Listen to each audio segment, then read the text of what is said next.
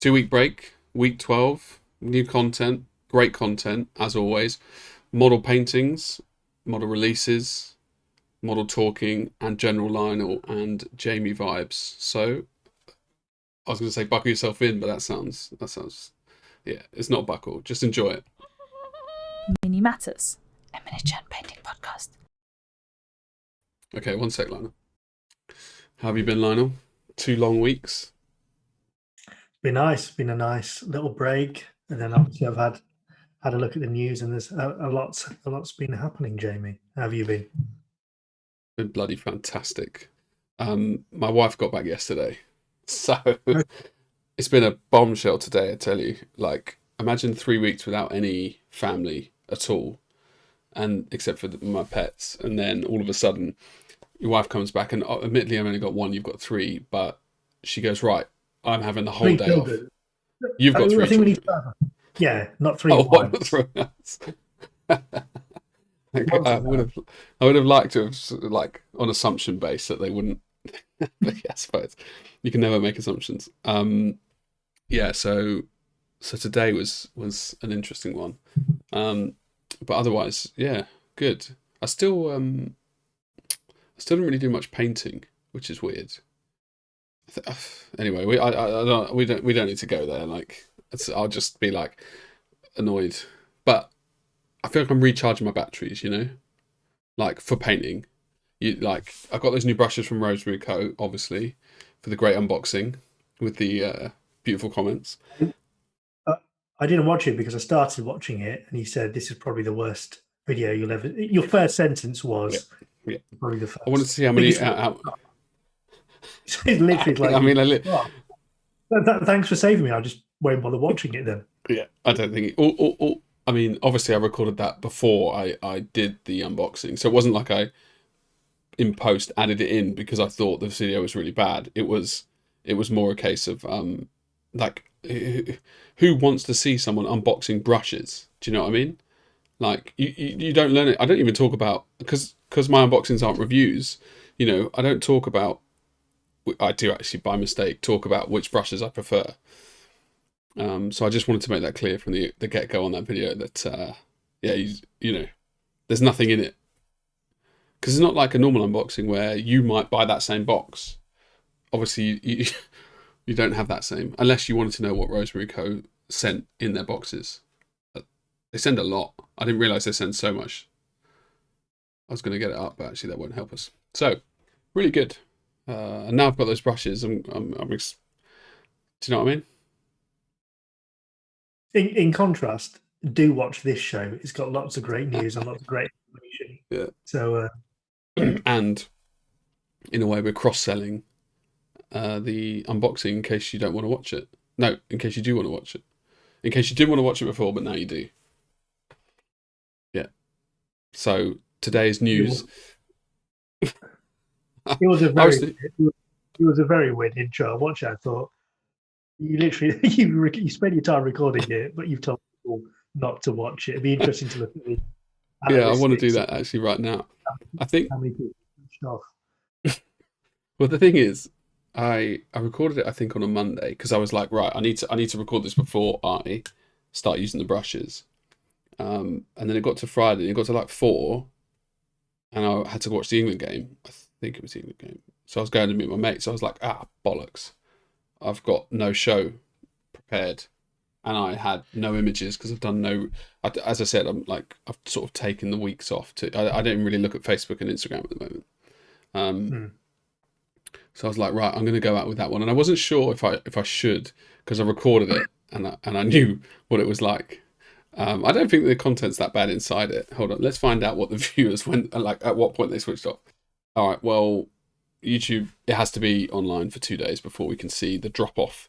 But on average, it's like 50% drop off within, was it 15 seconds? I think is Really quick, yeah. Yeah, you lose like if genuinely that baffs me. Like I do consume content probably similarly to other people, but I'm pretty sure I give it more than 5 seconds.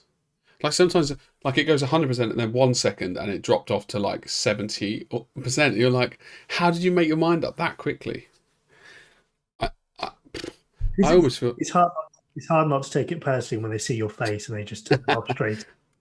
Well, and especially as it is my muggins that's on the intros. It's like, oh, this thumbnail looks good. I really love model painting. Oh my god, look at his face. I need to get a better quality camera. That's what I need to get. Like, if I got a new camera, it would make as big a contrast as it has for you, Lionel. I'd get a new camera. Well, obviously, I got my camera to keep up with you, keep up with the Joneses, because you were already ahead, weren't you?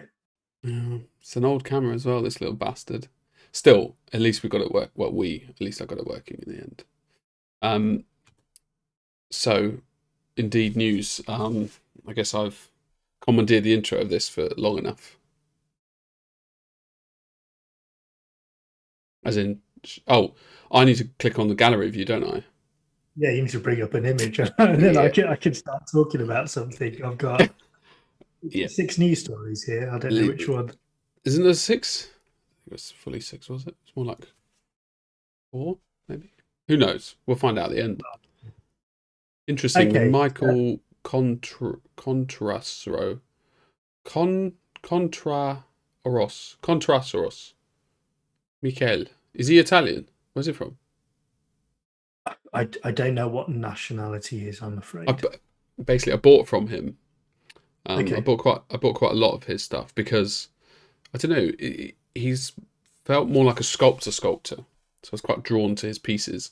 And then I got them, and I've just been too scared. So I just thought I'd give you that a bit of information. Okay. I'm scared to paint them.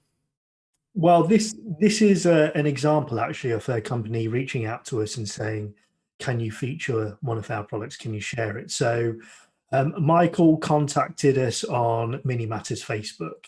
I was aware of the message, but I couldn't read the message because I don't have access to the messages on Facebook for some reason. I think it might be because I'm reading it through my phone. You've got access, but you don't read them. So I kind of saw it, and I saw a preview of it, but I didn't see the entire message. So he contacted us and he said he wanted to make the community aware if we could help share this project to make the community aware of this new release. And this release is called the Snail Mummer. And as you can see, it's limited to 125 copies. So once it's gone, it's gone. It's been sculpted by somebody called Jin Lily and is available now. And I featured it because he did reach out to us and he said, could you share it? But also, I actually quite like it. We've seen quite a few Baba Yagas come about, haven't we? Witches and whatnot. And I thought it was an interesting take, particularly with it's quite disgusting actually holding the snail and the box in a nice way, it's quite it's got a revolting feel about it. That snail looks real. Well, and the woman is like hideous, if you, in conventional terms as well. Yeah, exactly. So it's that kind of classical take on a witch, and they've brought their own stance to it, and that's available now. Like I said, limited to 125 copies. I checked just before recording. There seem to still be copies left. So if you're interested, head over to their page. I'll put links again in the video below, and you can go and snap up a copy of that if you want to have a go at it. And obviously, you're going to be able to play with different finishes. Obviously, the slug is going to be quite shiny and translucent, slug-like, yeah, in comparison to how you would paint the skin. So you can have some fun with some finishes, with some varnishes, and put your own stamps on it. I said that would scare me on a painting point of view. Interestingly, I don't get evil vibes from this in a weird way. Like that doesn't, you know my whole thing of you know what I'm talking about. Yeah. No, and that I don't consider her evil in a weird way. Maybe it's because she's so maternally hugging the slug. I'm like, she'll take care of me. I don't know. I think the squint and it looks like one missing eye. Yeah. Yeah. I think it's your classic Hansel and Gretel job, isn't it? Thing is, I lived in Austria for long enough now to know that some of those people that look like they might be that way inclined are actually very nice old ladies. It's hard though when they're shouting at you in German and you don't understand the word. But What are they shouting at you for? Everyone shouts at me in bloody Austria. I think I just did stuff that like you you're not meant to do, like unwritten rules that everybody knows. I'd just be like bopping on the like zebra crossing, right? But the light's green for cars, so it's red for me. And there's like reams of people on either side, and I look around. And there's not a car in sight for miles, and I'm like, what is everyone doing? Let's just cross the road. So I just weave through and then cross the road. Don't think anybody. It wasn't like I heard gasps or anything like extreme, but definitely on the other side, I had a lot of dirty views from people. For example, and I think once I was riding the bike, and it must have been like a one way or something. All their signs are different. It took me a long time to learn all this stuff anyway. But no, So Jamie in Austria is much like Jamie in England, just oblivious to social norms. The thing is, in England, I know them. I just don't want to follow them. Whereas in Austria, here I'm just obnoxious. Over there, I'm oblivious. It's a subtle difference. Yeah, but I do actually like the sculpt. I think I'm still too intimidated to do skin personally. But if I could do skin, I think it could be a really fun thing to do, especially as there's potions and stuff. And new textures, like no one's doing slugs at the moment, probably for a good reason. But it is something to play with if you've got bored of painting everything else. Yeah, it's worth mentioning as well. If you have models and you're a company and you want us to feature stuff, send us a message. We're always happy to share releases. We want the community to know about it. If you send it on Facebook, the chances are it won't be read because I can't read them and Jamie won't read them, I don't think. If you send them to if you send them to Instagram, they're more likely to be picked up. It's indeed. Right, let me just quickly okay, yeah, so I will read Facebook messages now. I know how to do it, but Instagram is still your best bet if you want to get in contact with us, aka Lionel, but specifically Lionel, even though that message will be, passed on. Yeah. Okay, so the next piece of news is a new release from Beyond Miniatures, and this is a release called Elisa the Sorceress, which is one of their latest releases. So up until now, most of their releases recently have been busts. They've been doing anatomical busts. They have obviously had formerly done other full figures, and this is a return to that now. So this is available now. It has been sculpted by Lau Garo, and the box art has been completed obviously by Arnaud Lathereau, who's their in-house painter who does most of their stuff. It's a 75mm resin piece and it's available now. I looked at the website. I couldn't find any background or story. Obviously, there is a story behind this model. I looked at it to do some research to see if I could give you any kind of narrative, but there doesn't seem to be anything in relation to it. So I can't give you any story in relation to the background or the concept. I have to say, the model itself is nice. It's not something that would have normally grabbed me. However, the way Arnaud has painted it for me has lifted it to a level of kind of, I would like to have it. And that's, primarily down to the way he's executed it. I think it's a fantastic paint job. And I feel we often sit here and wax lyrical about Arnaud's painting being very, It's hard not very to. good. Well, I do think this piece is exceptional in terms of the contrast and saturation. Obviously, the magical elements he's got going on in terms of the projections in the blue. They're clearly, that wolf is a spell that's coming out of the book. But the other thing as well, if you look closely, is the orb on is it the wand? It looks or the like stick? a bloody Christmas ball, doesn't it? Yeah, that's fantastic. So if you want to have a go at OSL, if you want to play with saturated tones and play with magical effects, this is a piece which you should consider picking up. What's your thoughts, Jamie? I mean, I'm I've got like three things in my brain that I wanted to. You know how sometimes, anyway, that I wanted to get out all at once, and I couldn't work out which one. So the first thing I'll say is I now actually worked with. I always just thought her name was Lou, which is weird, but is it L-A-U? Is it or L-O? L-U-A. So I pronounced it Lau Garo. I have no idea. I haven't asked her how to spell her name, how to say it, but yeah. But basically, I think she did the concept as well. I think. Or now came up with the concept and she drew the concept and then they worked on it together. So this was now wasn't just doing the painting, he was doing the process with her through the whole steps, which I think is just an interesting like side bit of information for anybody who, and obviously that's not like, but it's still impressive. And also I didn't realise when I saw this that the bunny and the wolf weren't there. So as in I thought like, when I saw it, I would have painted those as real creatures almost.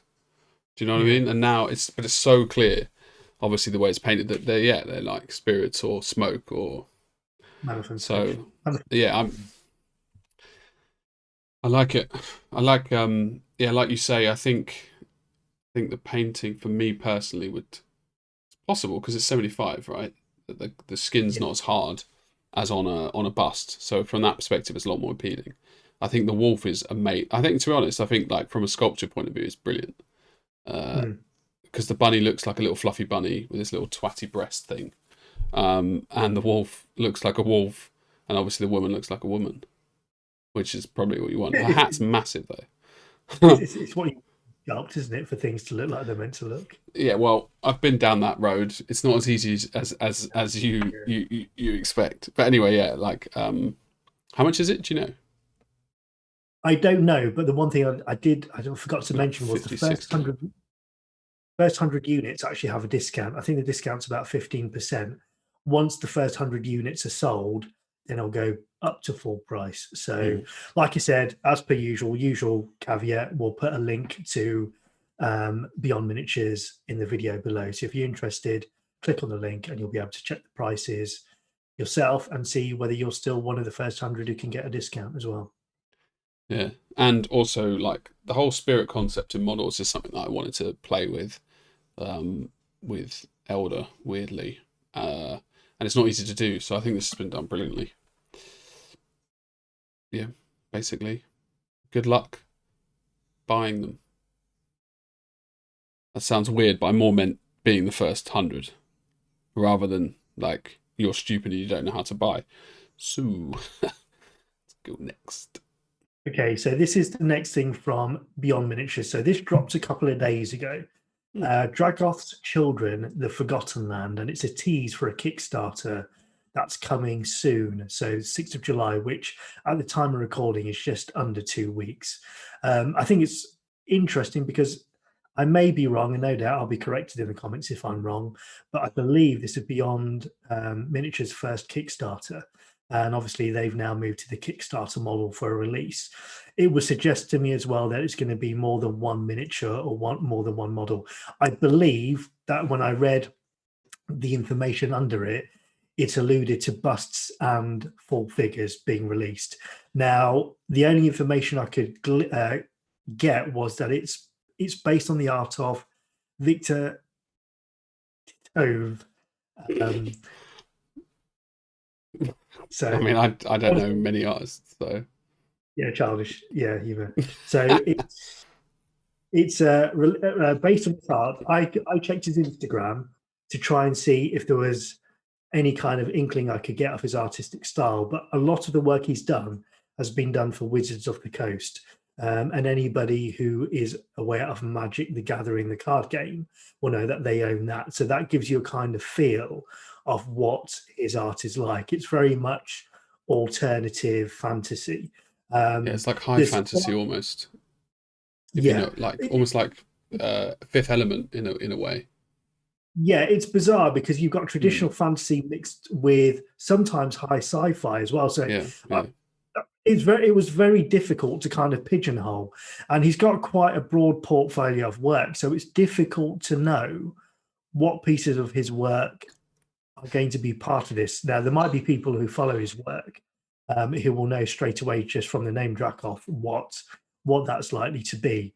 But at this point, I just wanted to highlight it to make people aware of it. And obviously, once it comes out and we've got more details and we've got images of the sculpts and whatnot, we can share that information.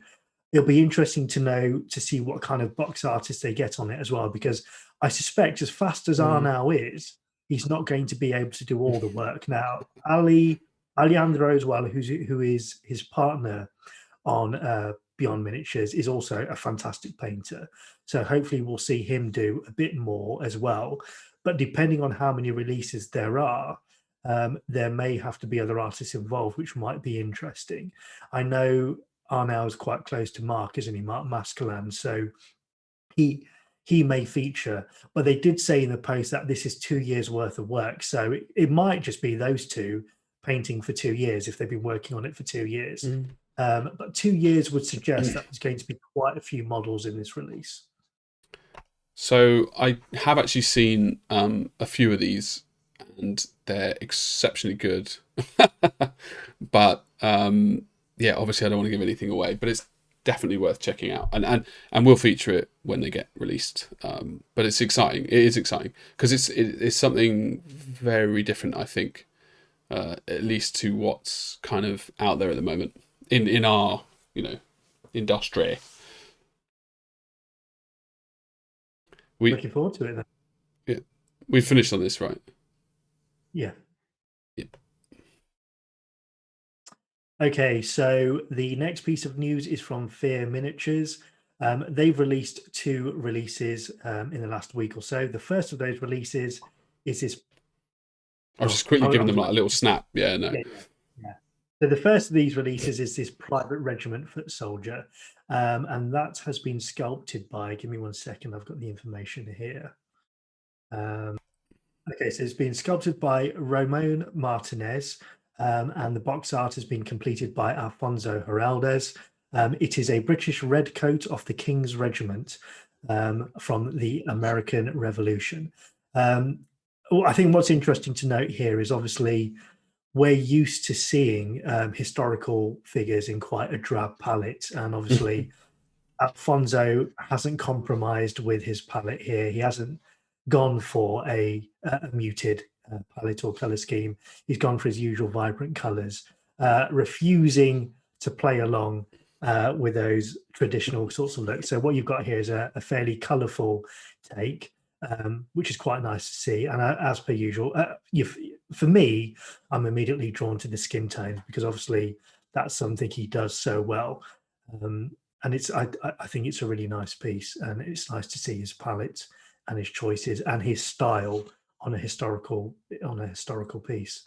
Yeah. What's your view? Breaking up the breaking away from the anything I say is offensive. It's different from the normal style. What's interesting is I don't know historical enough to know. I know they're very meticulous or particular about the colours choices. So yes, it's good to see, and I imagine that they would have had good reds back then.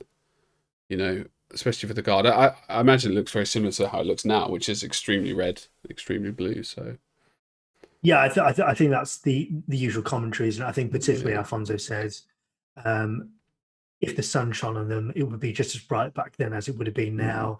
The colours would have been more vibrant, but obviously that's a stylistic choice. And I know as you say, we're not too familiar with the historical community, so we mean no offence by it. But if you look at things like Mike Blanc, his kind of work, it has a very desaturated, a very tonal quality to it that you don't see elsewhere, and historical miniatures tend to be that way. It's a style choice, and there's nothing wrong with it. Obviously, there are some fantastic takes on it, but it's worth noticing that hasn't been applied in this particular situation. Yeah, so it's interesting. And like I said, Fear do some fantastic historical busts. They've got a huge range, and they're well respected in terms of their historical range and what they have. So yeah. I also like the stock as well on the back on the gun. Yeah. It's all painted.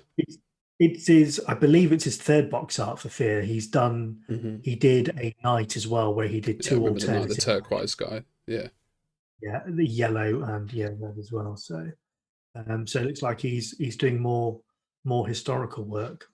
Mm, which is interesting. It's also good that he's back in the box art world, you know, Yeah, flexing blends on his the hat. muscles. The blends on the hat are quite underrated as well. You don't notice them because they're done so well, but that Mm, subtle blend with the black the grey, yeah, um, yeah, is exceptionally well done. Where he's moved it yeah, more to a blue tint than a grey one. yeah. And also the stippling on the red. Yeah, You know, the it's got the texture. fur feeling. Yeah. It's Anyway, but yeah. it's it's probably worth saying as well. With all of his box arts, Alfonso then features tutorials on Mm, Miniature Art Academy, which is effectively his Patreon on a private website. So if you're interested in any of his work, particularly the box arts he's doing this year, it is worth taking a look at Miniature Art Academy. I believe at one point he was doing some free taster sessions or sign-on sessions for a week. I don't know if that's still available. yeah. It's worth having a Yeah. look It's, and seeing. as you say, it's a really well made website, isn't it? Well put together and stuff. Like, all James, the. we'll have to explain it because otherwise people will take you taking a bit. Jamie's saying that because Jamie designed the website, so he's kind of Well, I built it. inadvertently, Yeah. yeah, Yeah, no big deal. yeah, From patting the himself. ground up. But he doesn't like to talk about it. Whatever. I Yeah, mean, I was you've going to got a say little bit. it is joking aside, it is a good website. The main reason they moved from Patreon over to the website is because Patreon was quite limiting in terms of what they want to do, and in It's very terms of frustrating. having used both Patreon, the Miniature Art Academy, and the website, it's got far more functionality, easier to search and whatnot. It's a lot more user friendly. But by the by, there's some great content on there in terms of you've got David Aroba, Yeah. you've got Basilisk, you've got Alfonso, obviously, and guest artists. The Mm. other thing as well is he's just started the um, tutorial for the Kickstarter he did for Oh, Scale the 71. dragon. Yeah, yeah. Yeah. The horoscope ones, which was basically all the horoscopes, and Oh, I see. he did Aquarius Yeah, and yeah. Aries, Remember, it was really the good. God of War, and those step by steps are there as well. So, as a byproduct, if you do like this, I suspect it will also be on Miniature Art Academy as well. So, if you want to see how he does it, if you want to get some steps, um, particularly that face, I think the face is fantastic. The more I look at it, I do love. I do. I know Stubble. he's. I know he's the daddy when it comes to flesh tones for me anyway. Yeah. But I think the life he puts in his skin tones, having that pink reddish feel without making it feel, it's very hard to lose control off that Mm. palette when you're working that I saturated. can manage it. Trust me. Yeah. I lose control all the time. In fact, like, Oh yeah. yeah, I'm not in control at all when I try. And then, you know, Well, if he I does watch it, if he is watching this, I hope he does do a step by step for that face because I think the face is brilliant. think you must do, Um, right? That site's so full of content now. When you think about it, it's like 2.5 years full of content that he's been painting. So he must like, and the fact that he's doing all these box arts, he must just be fucking rammed. that was the point. I think people are really going to benefit from the fact now that he's doing a lot more box arts Yeah, because all yeah, those yeah. And especially if you are see going. something you like and you want to know how to do it, There it's, you go. it's basically free as well. I mean, for the amount of content that you get, it's like one lunchtime meal for a month for all that. Anyway, Oh, what's that? Oh, yep. Carry on. I Right. Yeah. Okay. So this is the second release from Fair Miniatures this week or this fortnight, and this is a new addition to their new Future Is Now range. So as I've said, Fair are normally known for their historical busts, their historical pieces, which they've done for a long time. However, what they've launched recently is this Future Is Now, which is a kind of obviously future sci-fi range. There's been two releases to it so far, and this is the third release. and the box art has been done by Mark Masklands. I believe he did the box art for the last two as well, and the sculpt has been completed by Pedro Fernandez. And I looked at the website. I mean, you can tell already from the miniature itself. But I looked at the website, and what this individual is based on is a distant, futuristic planet whereby they live in a predominantly sand-based planet. So you're looking at things like Dune. You're looking at Mad Max, and that kind of background and story. If you want more history to it, or if you want more background to it, then there's quite a detailed story and description to go with this model on the website, and I'll put links to that website in the description down below. It's worth noting, however, the creature next to the individual, who is called the Whisper of the Sand, the model, is, what's it called? Limited edition. It's called Tugrel. Is it Tussle? TSUL. Well, I'm referring to the creature. So the creature is called Tugrel. Yeah. You? Okay. I think Tissel is the name of the woman. Yeah. Yeah. And Tugrel is the name of the creature. Now, the reason I raise it is because only the first 150 copies have that creature with it. So that's the limited edition. The model is going to be forever as a permanent release. However, the limited part is the creature. Only the first 150 copies have that creature with it. Once they've sold that 150 copies, you will only be able to get the bust of the woman by itself. So there's an incentive there if you want that creature, which I think is really characterful. I think it's cool. Really nice concept. Yeah. That wouldn't look out of place in Star Wars or you know, a high-end Star Wars. I like that it's got that it's got like an eagle beak with ears that are like a dog mixed with a rabbit with 4 bloody eyes. I was about to say, yeah, it's quite. When I first saw the close-up of the face, I thought it had been double exposed because the 4 eyes, 2 sets on each side, are so close to each other. It kind of messes with your own eyes. I did think, evolutionary-wise, like, why would you need 4 eyes there? I just assume that eyes just get eaten or something, so you need 4 redundant eyes because they look like they're all doing the same thing. In the description, it's marketed as a scout creature, so it goes up ahead and scouts ahead. So I suppose in order to sell it in a really obvious manner, it can see further. They've given it 4 sets of eyes, but it wouldn't be able to see further because of the set anyway. Do you know what I mean? It'd need to have a bigger eye with like variable vocal lengths to be able to zoom. Anyway, it's not. We don't know the reason, and we didn't evolve on that planet, so we can't ever question, how it evolved. I think I have to say I think it's really nice because when you go to future ranges, the default is cyberpunk, isn't it? I'll have a lady and I'll give her an augmented arm or a big gun or some body armor. I think it's quite nice that they've gone down this alternative route in terms of they could have been a bit lazy and set it in a really high sci-fi, but I think this alternate Mad Max stroke Dune setting is a really nice one. And obviously it's worth mentioning Mark's work on it is fantastic. There's a lot of texture work in terms of the worn leather body armor, the texture work on the cloak in terms of the fabric and the weave. Then he's done a different style texture and weave on the turban that the character's wearing. There's a lot of attention to different materials here, and then you've got the fur on the creature as well, and then obviously the gloss of the beak. He's done really well to create. He's all right, Mark, isn't he? Yeah, he does all right. He's done really understated how good it is. Yeah, yeah. He's that number of textures and to be able to create the different effects with the brush is fantastic. And it's one of those things with Mark's work that it's so well done. You start to take it for granted because it's so difficult to pull apart. But if you look at the reflection on the metals on the gun, it is fantastic. It's a very underrated job. Yeah, and that's underrated by us. Because I'm sure other people who see it must you know, people in the know. Like the N&M on the blade is very much Kirill vibe, and Yeah. the stock is also looking fantastic here.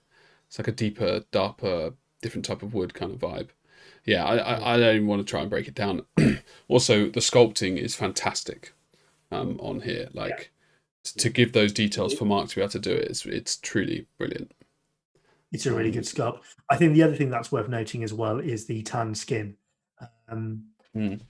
Which once it, I think the thing is his paint jobs are so subtle and not so in your face that sometimes you just drink it all in and you just, oh, that's really good. But if you take time to break down all the elements, like I said, the skin tone painting, there's not much out there in terms of references for decent, particularly obviously myself, I've looked at it for obvious reasons in terms of tan skin or ethnic skin.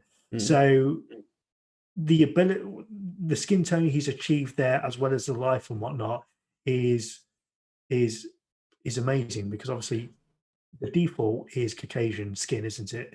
And there's so many tutorials.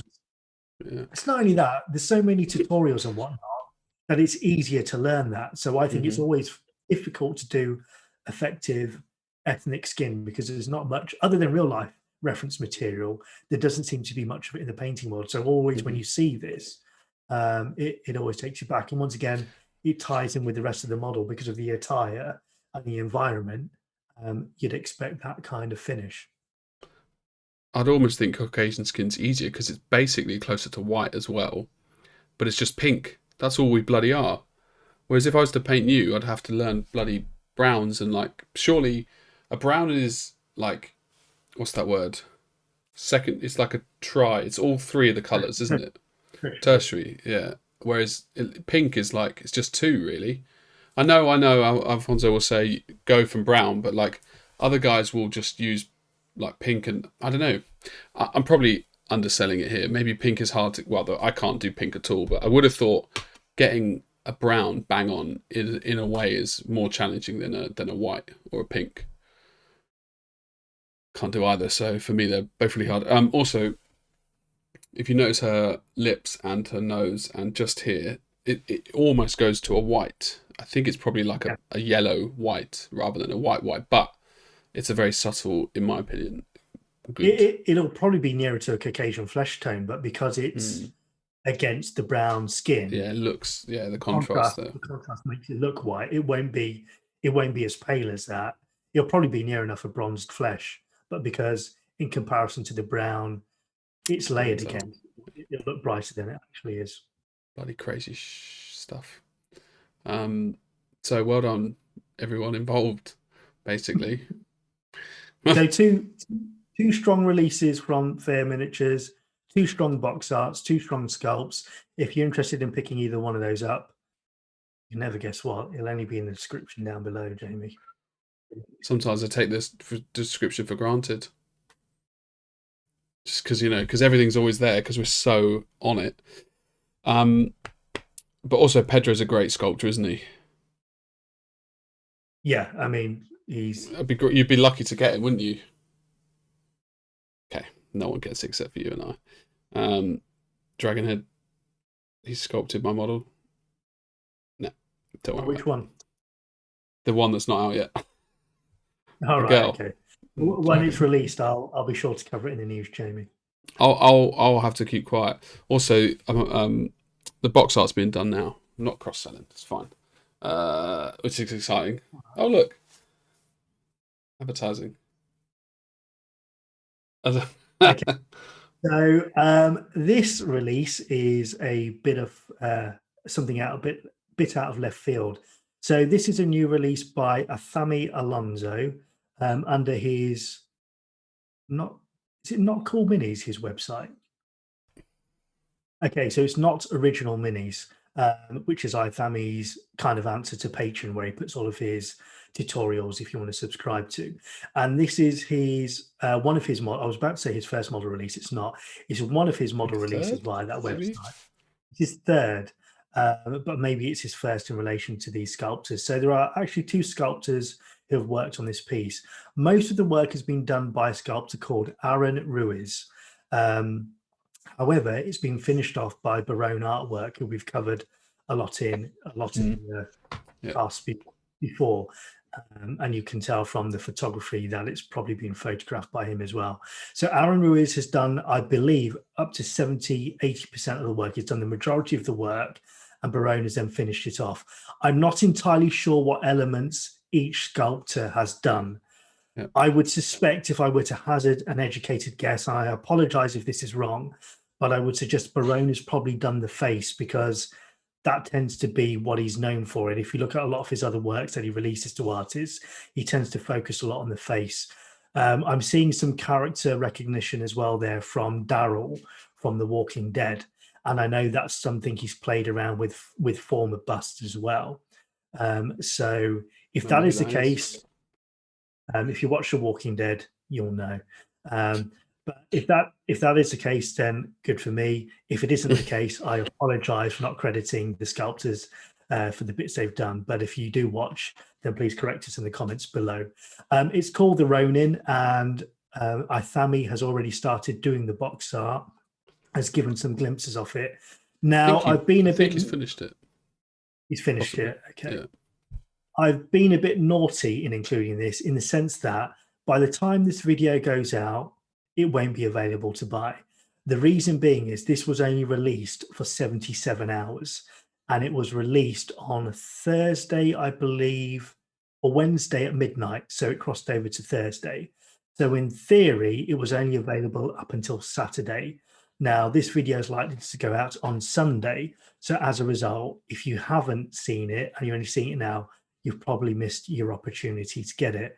That being said, go ahead. I was going to say, the thing is, it's by email. Basically, I think you email in to order. You can order through the website, but it says email it. Now, if you're on a different time zone, I'm just wondering if there's a slight caveat there, where maybe, you were 12 hours behind, and your email will actually state that it was sent within 77 hours. I don't know. I'm just saying, maybe throw an email over. Yeah, it's probably worth inquiring. But I think when this news did break, we posted it. I posted it straight away on our Instagram. So kind of an example of whereby we love you guys to watch a show, but it's always worth following our social media as well, because on time sensitive stuff like this, we will share the information. And if you're not already aware of it, you would have seen that post straight away. That being said, I did think, is it worth mentioning it in the show, bearing in mind the opportunity is probably already gone if you're only learning about it now. But I just think it's such a fantastic sculpt. I wanted to talk about it anyway. So I wanted to feature it. I think it's called the Ronin, if I haven't already said that. I think it features so much character. I think it's a crime that it's only available for 77 hours, because I think it is a really nice piece. Did you get one then? At the time of recording, I haven't. In fact, I'd forgotten about it until I've started doing this. So after this, I might jump on and pick up a copy. I only managed to pick up I'm going by the by now, but the last Spira Mirabilis. However the hell you say it, yeah. Lucas Pinner. I picked up his last one in the last 2 hours because I nearly forgot again. And that's the problem with these time limited things. There's always an intention, but life is busy. When you've got 3 kids, finding 20 minutes to yourself to do anything is hard enough. There's sometimes you inadvertently miss it. So I was lucky enough to pick that one up in time. So yeah, I'm going to have a look at this and potentially pick it up. But as you know, I'm only picking up a few things now because I'm of the view I want to pick up and paint and put away. Yeah. I've got rid of a huge grey pile. I've decleansed everything, so I'm not interested in buying stuff just to hoard. But I think it's one of those miniatures, one of those busts that if I don't pick it up, I'll regret it once it's gone, because I think eventually, hopefully, once my skills improve, I would like to paint. There's so much character in the face, and there's so much stoic, Batman, attitude in the stance, the way he's drawing the blade, the direction of the wind travel. I really do think it's an amazing piece. What are your thoughts on it, Jamie? And will you be picking up a copy? Did talk to him about it, and I'm pretty sure I was going to buy one, and then I didn't. So I think I will try. But I'm still got like an aversion now to skin, where I just want to avoid it at all costs. We're finding your comment on every release is an aversion to skin. Unless they release a robot, there's going to be nothing you can buy. And at which point you'll probably turn around and say, I don't like metallic metal. I don't like robots. Well, what I've done is I've commissioned Joaquin to do me an elder covered in armor, and I'm really excited to paint that because it's in armor, with some cloak. But yes, I mean I don't even. I need to get past it basically. When it comes to skin, you've got to get on the horse. You really have, because it's so like tough. For the last few months, every time we talk about it privately, when we talk about it on here, oh, that's a brilliant bus line. I would love to buy it, but it's got skin. If you count the amount of 75-inch or busts or even wargaming miniatures that have got skin on them, it's about 80% of releases you're not going to be able to cut. Well, the fucking irony is every model I fucking commission for Dragonhead has bloody skin. So, you know, who's laughing now? You're not wrong, Lionel. I'm waiting for Aythami. Once he's got that little Kickstarter out, he and I are going to sit down for a day, and he's going to teach me how to do skin. What Kickstarter is that? Did I say Aythami? Yeah. I meant on now. The one that we just covered. So the one that's going out in July. So I can't get any time from on now because obviously he's prepping for the Kickstarter. So basically he does good skin as well. Yeah. Well, I know what's going to happen. We'll sit down, and he goes, right, paint something skin, and then he'll jump out my window. I know. Sorry, I know. First of all, he'll jump out the window because you'll keep calling him Aythami. Well, thankfully, but I mean, they both begin with A. You got to give me, till I was like 25, I always got my aunties confused. I'd always call one auntie one thing and the other auntie another, and if you saw the two, you would know why that was offensive to one of them. So yeah, I can't really. What's the word? It's just a thing that I've got. Aythami are now. Anyway, look, no one cares. Are now is going to teach me. All right, that's the bottom line. Yeah. So back to this. I will actually email him and ask him to buy one, because why not? I like it. I'm just scared. Yeah, I actually do want one. Like I said, it's only because it's just been busy. I've got to do the same thing. I've got to send an email as well. I'll do it after this. Yeah. So should we pause now? And do it? All right, let's do it. So that's it. Hopefully we've got one if we made it in time. So nice one, Lionel. We'll have a painting competition. Okay. You and I. You probably win because I can't do skin. I was about to say, it's in because you're just going to see the face, drop your brush, and fall on the floor. I'll do everything else exceptionally well, just not the face. Right, sorry. Okay, cool. Bish bash bosh. That's it. That's our news. Quite a varied lot. I do have to say, I don't know what the viewers think, but I think the fortnightly is working well because obviously get that premium content. Yeah, I think we're covering some good releases. I think when we were doing it weekly, it was sometimes difficult to find enough content or enough decent releases, stuff that we wanted to cover and generally want to talk about, because obviously we don't get paid, we don't get anything from this. So when we talk about something passionately, it's because we generally do like it. We're not pretending to like it. So I think fortnightly works quite well in that sense.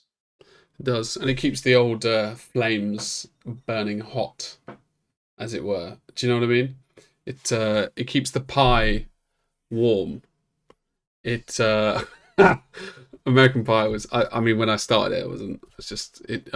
It keeps the ferry moving, as it were. It basically keeps you interested. Have you seen episode 2? Not from the retention statistics. No. I only meant you and me turning up on a Friday. Yeah. Obviously it's Saturday now, but Friday normally. Have you seen episode 2 of Loki without any spoilers whatsoever? I have, you. Yeah, same. Good. Glad. I just realised like anything I say will be a spoiler, basically. I also went to see the Quiet Place 2 last night. Oh, I'm quite. Is it as good as 1? It's really good, really good. Better than 1? Not better on the same. I'll be honest. I thought it was going to be a bit tired because it'd be the same. Where can you go with it? Yeah. Yeah, and it is interesting.